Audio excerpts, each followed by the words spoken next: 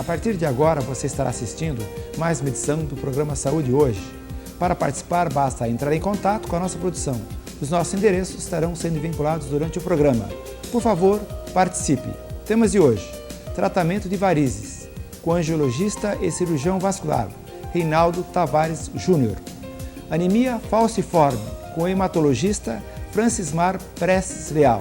E, finalmente, a arte de viver e ser feliz, com o escritor Luiz Alexandre Solano Rossi. O programa Saúde Hoje está apenas iniciando, em breve voltaremos. A Unimed Maringá oferece muito mais saúde para sua família. No plano Pro Família, quanto mais usuários, menor o valor que você paga, a partir de R$ 31,33 por pessoa.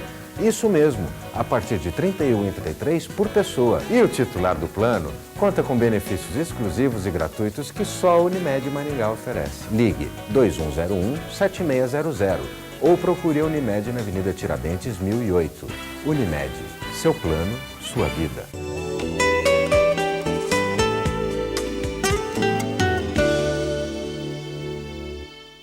Estamos de volta ao nosso programa Saúde Hoje e agora com o hematologista Francismar Prestes Leal. Francismar, é um prazer tê-lo aqui conosco mais uma vez.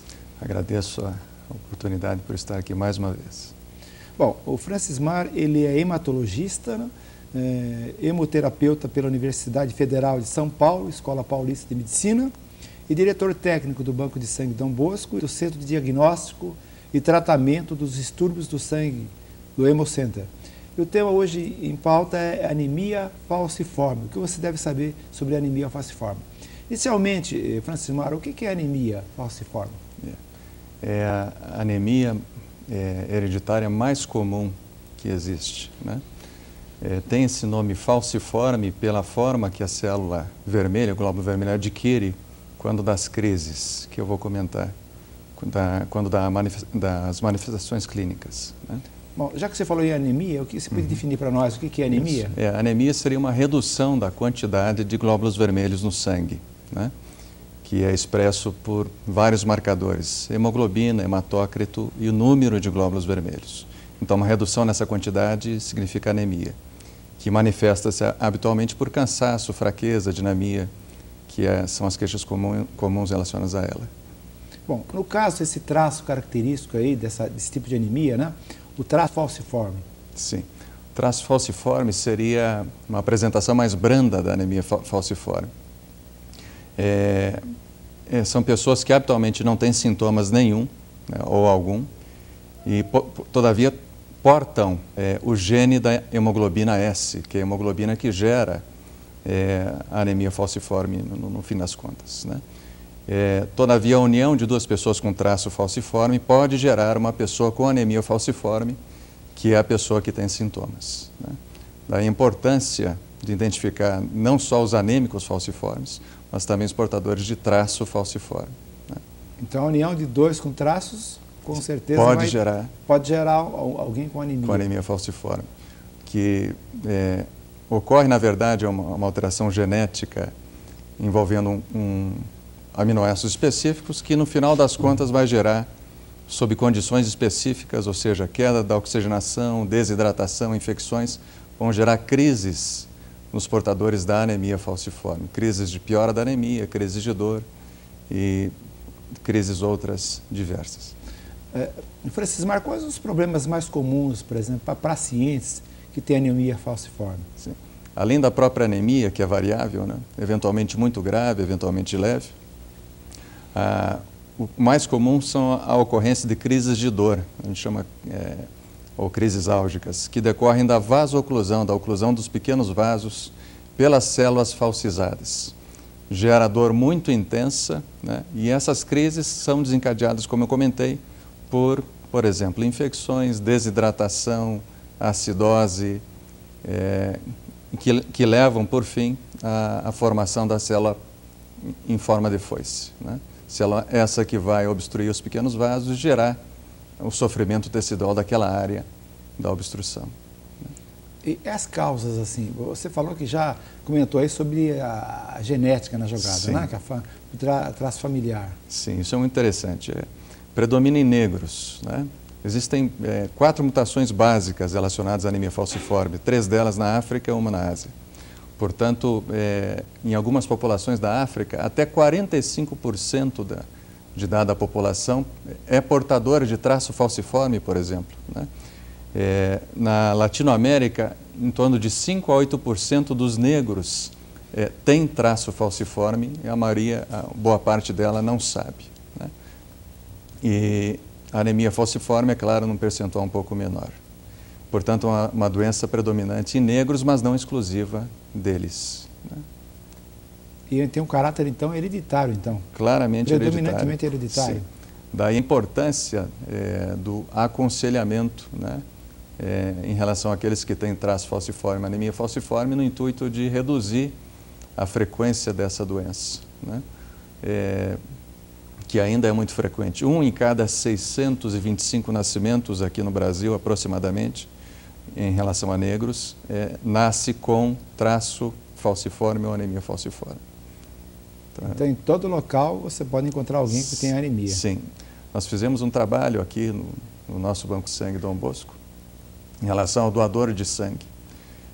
Aproximadamente 4% dos doadores de ascendência negra têm traço falciforme. Isso é um número muito grande, né?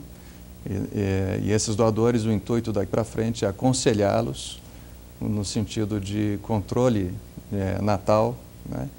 E para que a doença se reduza na nossa sociedade. Cismar, bom, já que nós estamos comentando que ela é uma anemia, como você citou anteriormente, das mais frequentes, né? A hereditária é mais frequente. Mais frequente, né?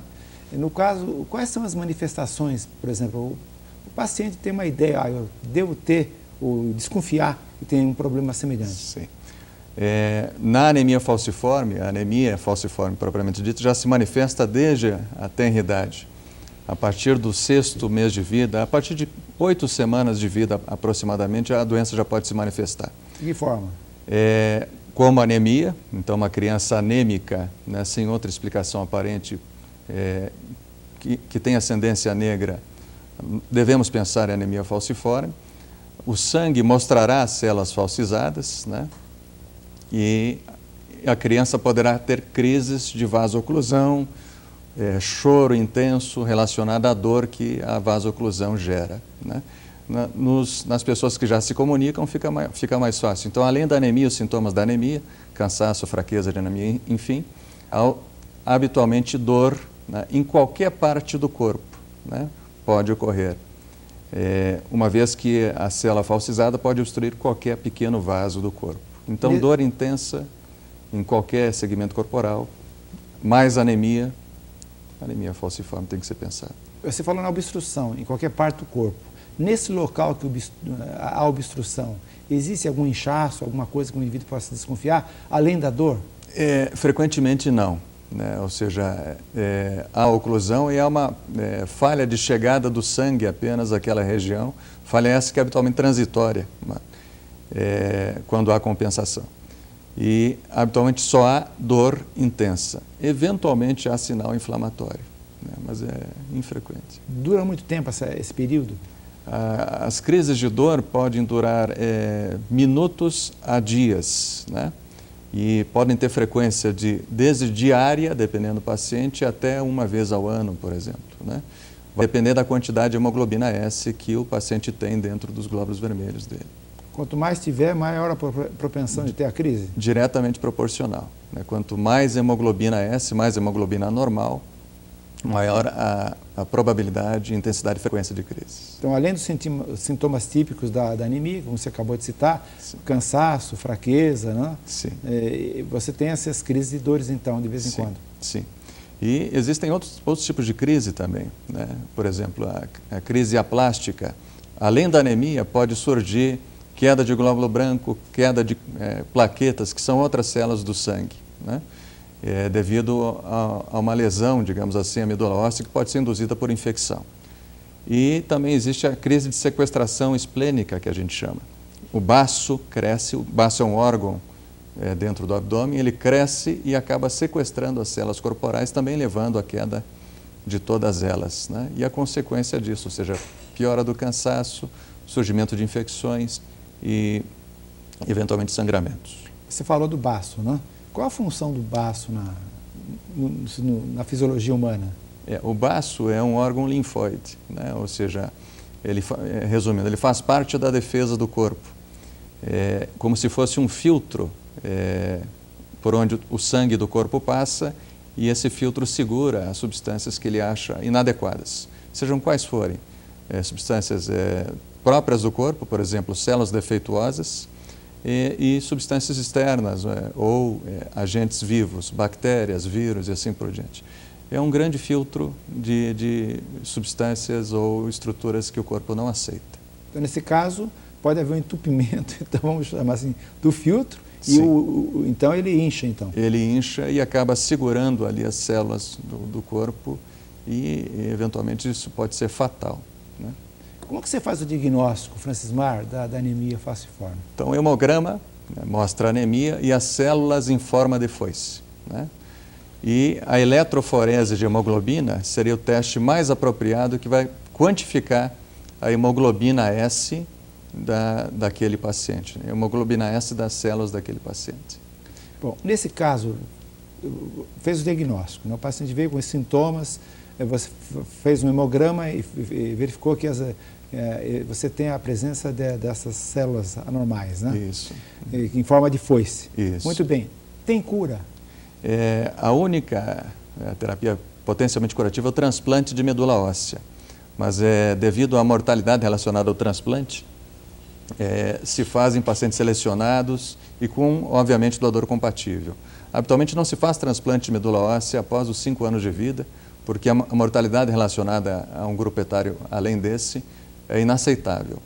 Existe tratamento, né? O tratamento uma vez não havendo cura, é suportivo, né? A gente habitualmente dá uma vitamina para auxiliar a medula óssea no seu trabalho de tentativa de compensação da anemia, que é o ácido fólico, e trata as crises ou previne as crises, ou seja, o paciente tem que ser mantido hidratado, evitar infecções, tem que tomar a vacinação correta contra as infecções que nele mais ocorrem, e quando das crises, um tratamento intenso e rápido, né? Ou seja, habitualmente para as crises de dor, no anêmico falciforme, usamos com frequência morfina, né? É bem intenso, então. Muito intenso. É talvez uma das dores mais intensas vistas pelo homem. E pode estar em qualquer local do organismo, essa dor? Qualquer local do organismo onde haja microvasculatura, vasos pequenos, estes podem ser entupidos. Com frequência, maior frequência, no baço. Daí porque o baço, que inicialmente é grande na infância, quase desaparece no adulto com anemia falciforme.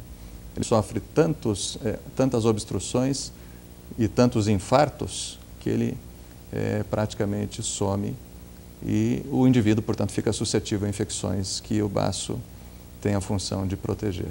Nós temos mais um minutinho e meio, falar sobre as novas pesquisas, Francismar. Sim.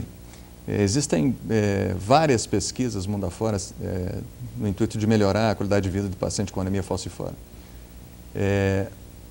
A droga mais usada recentemente para reduzir a intensidade e frequência de crises é uma droga que ainda é usada para tratar, por exemplo, alguns tipos de leucemia. E essa droga acaba aumentando um tipo de hemoglobina que não a S e acaba, portanto, reduzindo a intensidade da doença. E chama hidroxiureia. E existem N outras drogas sob estudo com um efeito semelhante, que visam, por exemplo, a hidratação da célula e manutenção da, homeostasia celular para que a crise não ocorra. Mas estamos ainda no início do caminho. A pesquisa está ainda na fase inicial ainda, né? E o caminho ainda é longo. Bom, eu quero agradecer essa oportunidade que você nos deu hoje para falar sobre esse tema tão importante que é a anemia falciforme. E quando você tiver mais algum subsídio aí de pesquisa, inclusive, para falar conosco, nós estamos aqui abertos para o que for necessário. Sim, agradeço. Só queria acrescentar que a Prefeitura, a Secretaria de Saúde vai montar uma estrutura, uma organização para atender essas pessoas que têm traço falciforme, anemia falciforme. Isso vai ser divulgado a posteriori. Quando for, nós estaremos aqui abertos para essa comunicação. Obrigado. Bom, nós estamos terminando o nosso bloco. Lembrando que no próximo nós vamos falar com o escritor Luiz Alexandre Solano Rossi, que vai comentar sobre o seu livro A Arte de Viver e Ser Feliz. Nos aguarde, já já voltaremos.